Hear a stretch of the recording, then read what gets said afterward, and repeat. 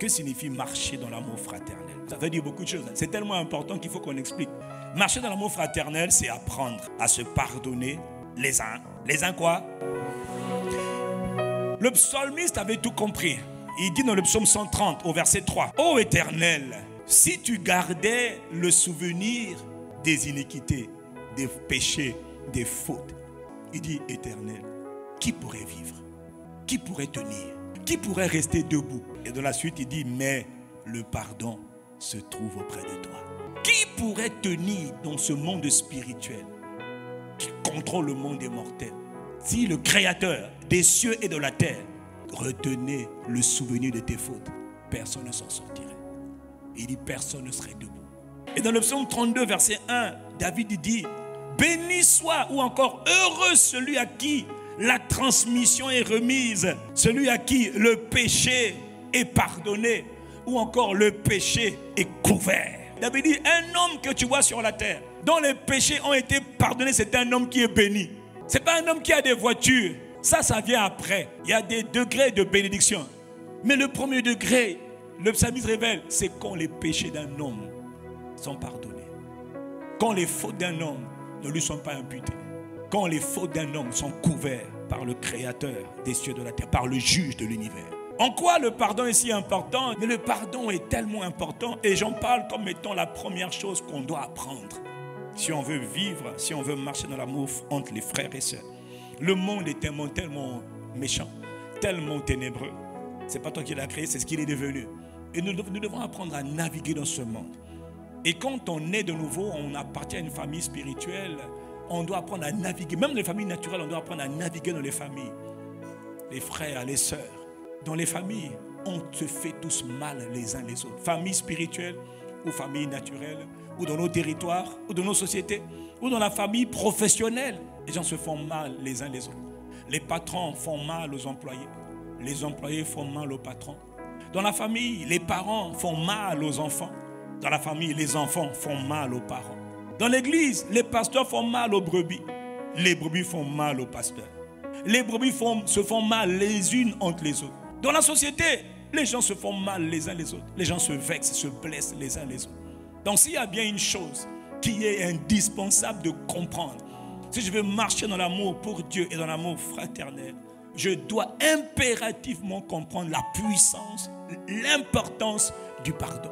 Le pardon est capital. La grâce de pardonner va te préserver de beaucoup de souffrances. Dans le livre de Proverbes au chapitre 19, Salomon, qui à cette époque-là était rempli de la sagesse magnifique de Dieu, Salomon nous dit, l'homme qui a de la sagesse, il est lent à la colère et il met sa gloire, son honneur à oublier les offenses, les fautes que l'on fait contre lui, les fautes qui l'endurent.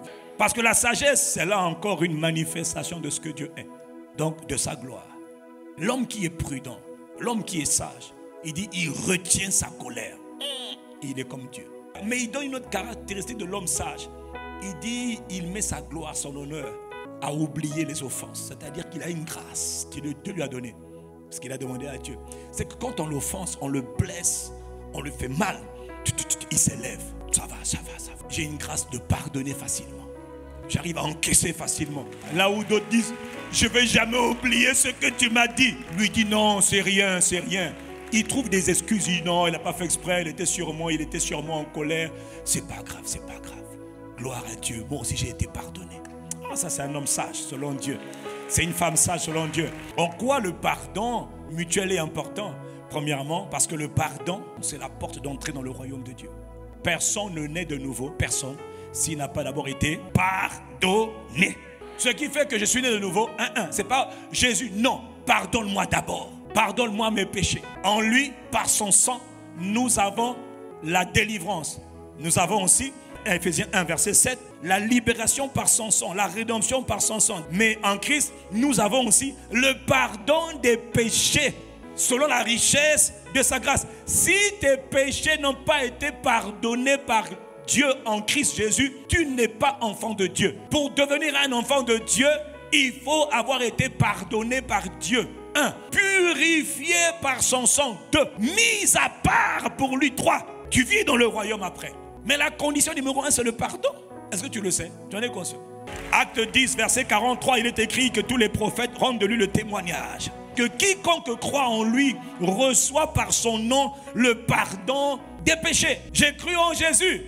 Alors, tu reçois le pardon des péchés. Première chose que Dieu t'accorde, c'est le pardon des péchés. Mon frère, ma soeur, tu es trop pécheur. Et tu étais tellement pécheur qu'il a fallu qu'il lui devienne péché pour que toi, tu sois pardonné. Nous rentrons dans le royaume par le pardon de nos péchés. Nous sommes sauvés parce que nous sommes d'abord pardonnés de nos péchés. N'oublie jamais ça. Et le Seigneur Jésus maintenant va nous dire lui-même, il va établir le fait que pardonner les autres, c'est la condition indispensable pour être pardonné par Dieu. Matthieu 6, verset 14, il est écrit, si vous pardonnez aux hommes leurs offenses, leurs fautes, leurs péchés, votre Père Céleste vous pardonnera aussi vos offenses, vos fautes. Mais si vous ne pardonnez pas aux hommes leurs offenses qui vous ont faites, il dit votre Père Céleste ne vous pardonnera pas non plus eux. Ah bon? C'est comme ça? Oui, oui. C'est la loi de l'équilibre, la compensation. Toi, tu pardonnes à ceux qui t'ont fait du mal, automatiquement le Père te pardonne. Et donc, tu as accès dans la présence de Dieu. Tu as accès aux grâces, au mystère de l'alliance, dont le sang de Jésus est la fondation. Et le sang de Jésus, c'est le sang du pardon. Et Jésus dit dans Marc 11, verset 25, lorsque vous êtes debout, faisons votre prière. Mais si tu te rends compte que tu as quelque chose contre quelqu'un, dans ton cœur, stop les protocoles, arrête ça, arrête même de chanter. Arrête de chanter, arrête de prier, stop. Pardonne d'abord. Parce que ce que tu fais là, Dieu n'écoute même pas. C'est-à-dire, il y a un système bizarre dans le monde des esprits. Dieu est rigoureux en ce qui concerne le pardon. Dieu ne blague pas avec le pardon. Quoi? Tu es en train de prier. Même s'il voulait te bénir, la main de Dieu s'arrête. Pardonne d'abord. Afin que votre Père dans les cieux vous pardonne aussi vos offenses. Donc tu comprends que le pardon de Dieu, c'est une des conditions indispensables pour l'exaucement.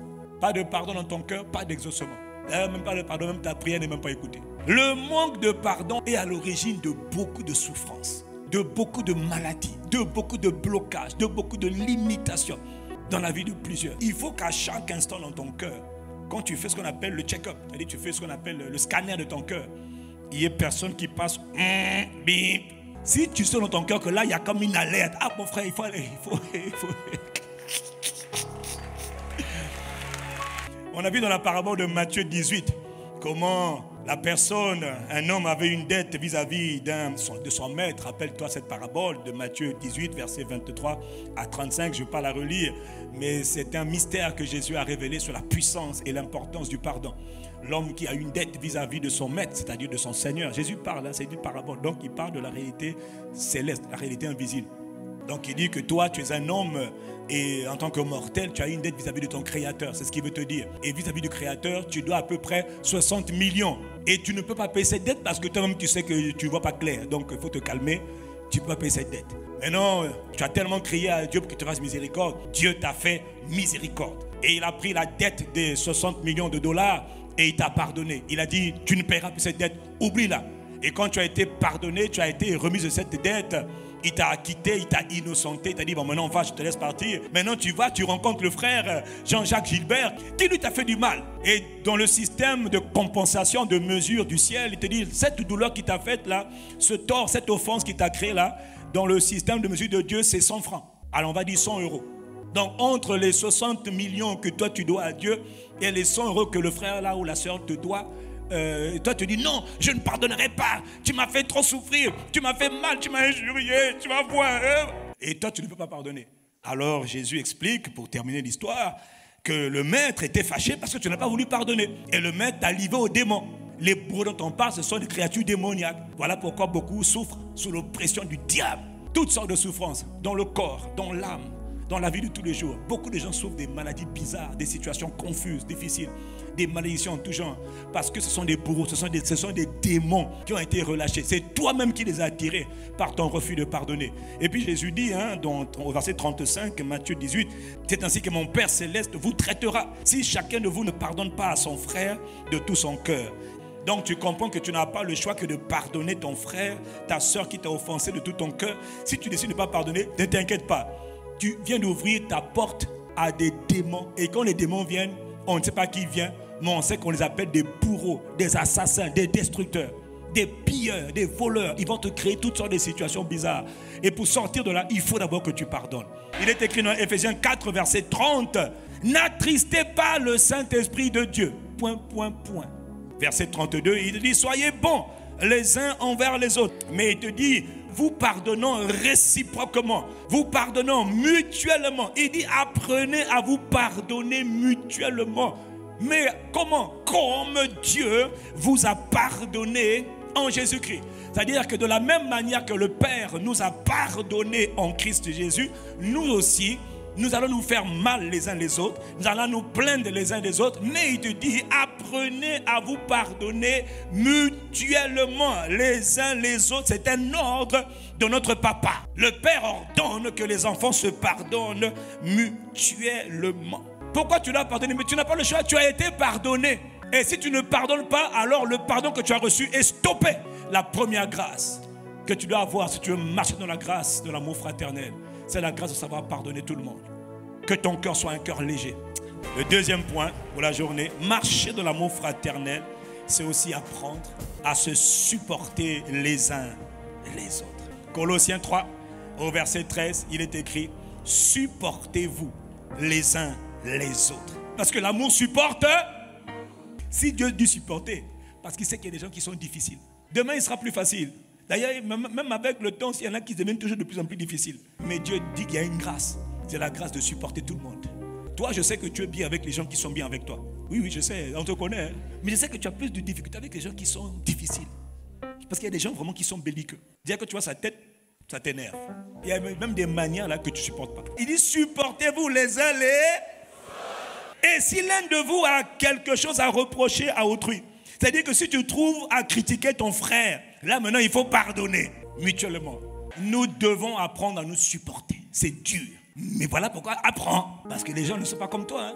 Parce qu'on est tous différents. Hein? On n'a pas les mêmes tempéraments. On n'a pas les mêmes caractères. On n'a pas les mêmes grâces. On n'a pas les mêmes habitudes. Et c'est pour ça que dans la famille de Dieu, on doit se supporter. Et quand tu n'arrives pas, Seigneur, accorde-moi la grâce. Accorde-nous la grâce de nous supporter. Parce qu'il y a des paroles, la manière même de parler me supporte. En fait, il y a plein de choses. Hein. Le monde est un monde bizarre. Hein. Donc nous, on est tous bizarres les uns les autres. Il n'a pas dit soyez bizarres les uns les autres. Il a dit supportez-vous. Quand il demande de supporter, c'est parce qu'il sait qu'il faut un effort. Dis Amen.